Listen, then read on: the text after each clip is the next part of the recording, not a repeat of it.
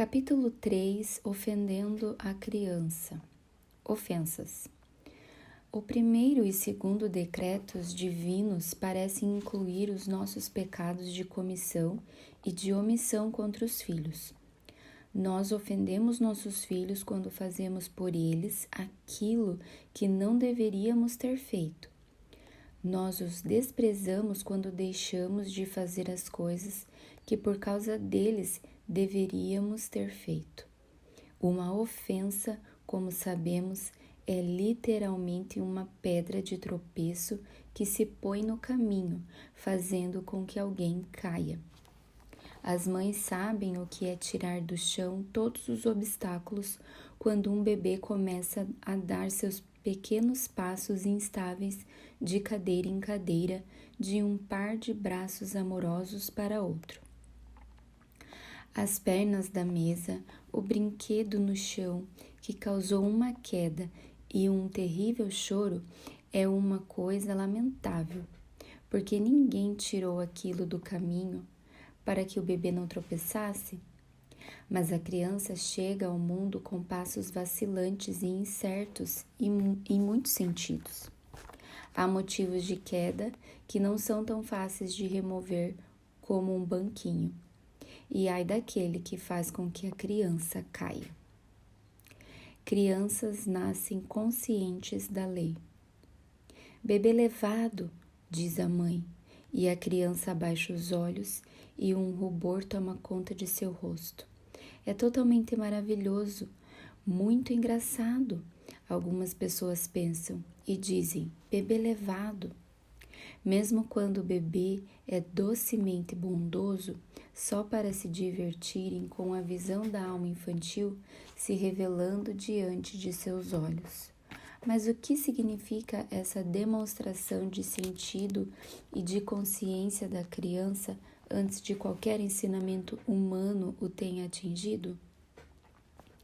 Nada menos do que isso, que ela nasce um ser consciente da lei, com um senso de pode e não deve, de certo e errado. É assim que as crianças são enviadas para o mundo, com o alerta: guardai-vos de não escandalizar nenhum destes pequeninos. E assim sendo, quem não conhece meninas e meninos já crescidos, filho de pais sensatos, que ainda não sabem o que o dever significa, que não são movidos pela necessidade, cujos corações não sentem nenhuma comoção ao ouvir o solene nome da obrigação, que não conhecem maior regra de vida do que eu quero e eu não quero, eu gosto e eu não gosto? Que os céus ajudem pais e filhos quando se trata disso. Mas como ocorre que o bebê, com um agudo senso de certo e errado, mesmo quando compreende pouco da fala humana, se torna um menino ou uma menina que já tem provado a maldição do coração sem lei? De forma gradual, um pouco aqui e um pouco ali. Como tudo o que é bom ou ruim se estabelece no caráter. Levado, diz a mãe mais uma vez, quando uma mãozinha é posta dentro da vasilha de açúcar, e então um par de olhos malandros procuram os dela furtivamente para medir, como fazem infalivelmente, qual o seu limite. É muito divertido. A mãe não pode deixar de rir, e a pequena transgressão é permitida. E o que a pobre mãe não tinha ideia, uma ofensa, uma causa de tropeço, foi lançada no caminho de seu filho de 2 anos. Ele acabou de aprender o que é levado. Ainda pode ser feito com alguma impunidade, e ele prossegue aperfeiçoando seu conhecimento. Nem é preciso prosseguir. Todo mundo conhece os passos pelos quais o não da mãe passa a ser desconsiderado e sua recusa zombada como consentimento. A criança está aprendendo a acreditar que não tem nada além da relutância de sua mãe para vencer. Se a mãe escolheu deixá-la fazer isso e aquilo, não há nenhuma razão para que a mãe não a deixe. ela pode fazer a mãe escolher deixá-la fazer a próxima coisa proibida. O próximo passo na disputa não é muito grande para a inteligência infantil. Se sua mãe faz o que escolhe fazer, é claro que a criança também fará o que escolhe, se puder. E daí em diante, a vida da criança torna-se uma luta sem fim para fazer tudo do seu próprio jeito. Uma luta em que os pais, com suas muitas coisas para pensar, quase certamente serão mal-sucedidos, enquanto a criança se manterá persistente no objeto que detém sua atenção naquele momento. Elas devem perceber que seus governantes estão obrigados pela lei. Onde está o início deste emaranhado que arruína a vida tanto de pais como de filhos? Aqui. A mãe começou sem senso de dever suficiente. Pensou-se livre para permitir e impedir, para dizer e desdizer, a seu próprio gosto, como se a criança fosse dela para fazer o que lhe agradasse. A criança nunca descobriu um fundo de necessidade por trás das decisões da mãe. Ela não sabe que a mãe não deve deixá-la quebrar os brinquedos de sua irmã, encher a barriga com bolo, estragar o prazer de outras pessoas, porque estas coisas não são corretas. Que a criança perceba que seus pais estão obrigados pela lei, assim como ela, e que eles simplesmente não podem permitir que ela faça coisas que foram proibidas, e ela se submeterá com uma doce mansidão pertencente à sua idade. Dar razões a uma criança é geralmente desnecessário e é um sacrifício da dignidade dos pais.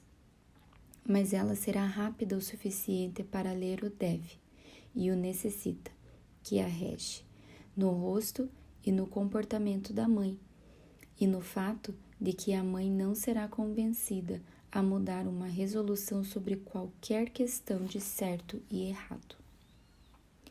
Os pais podem ofender seus filhos ao desconsiderar as leis da saúde.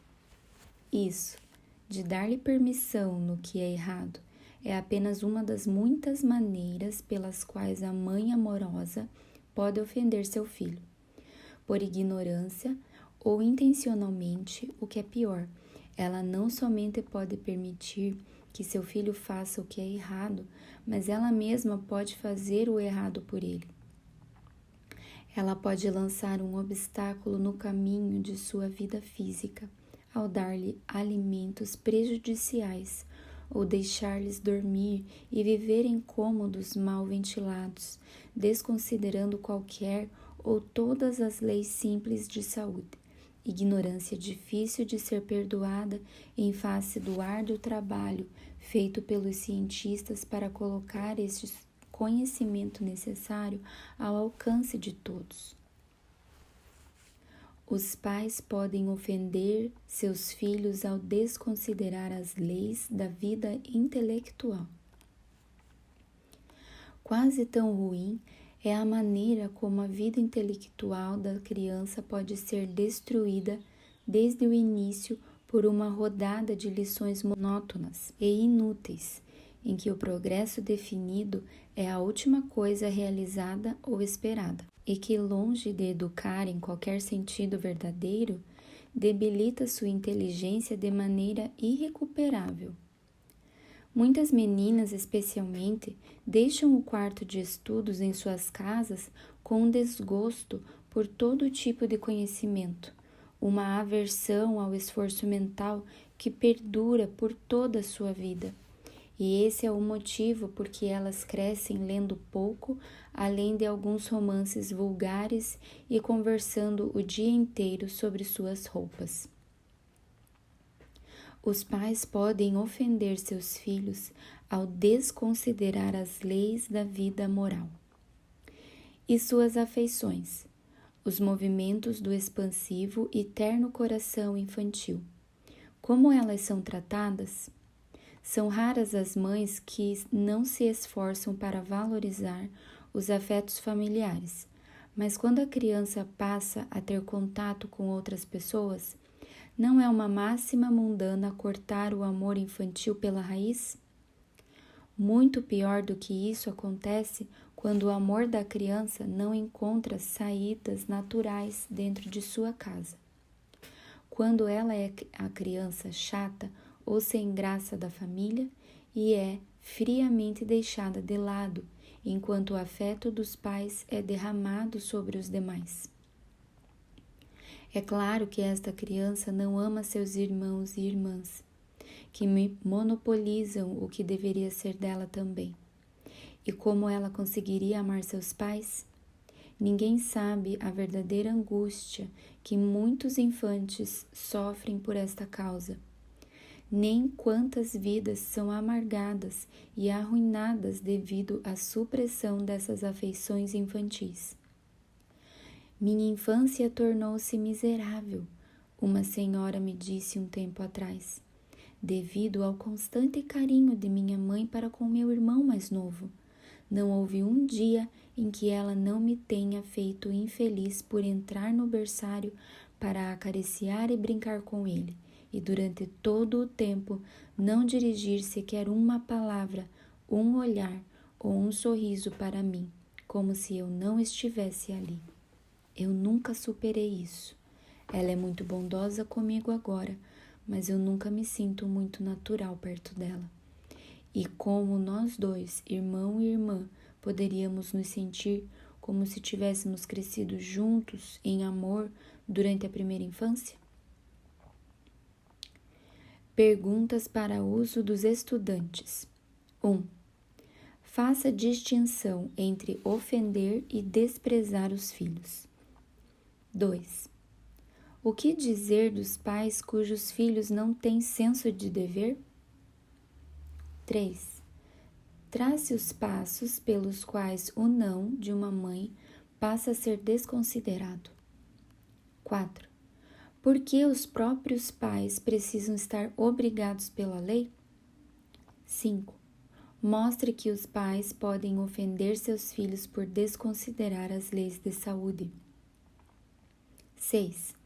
Mostre que os pais podem ofender seus filhos por desconsiderar as leis da vida intelectual. 7. Mostre que os pais podem ofender seus filhos por desconsiderar a vida moral.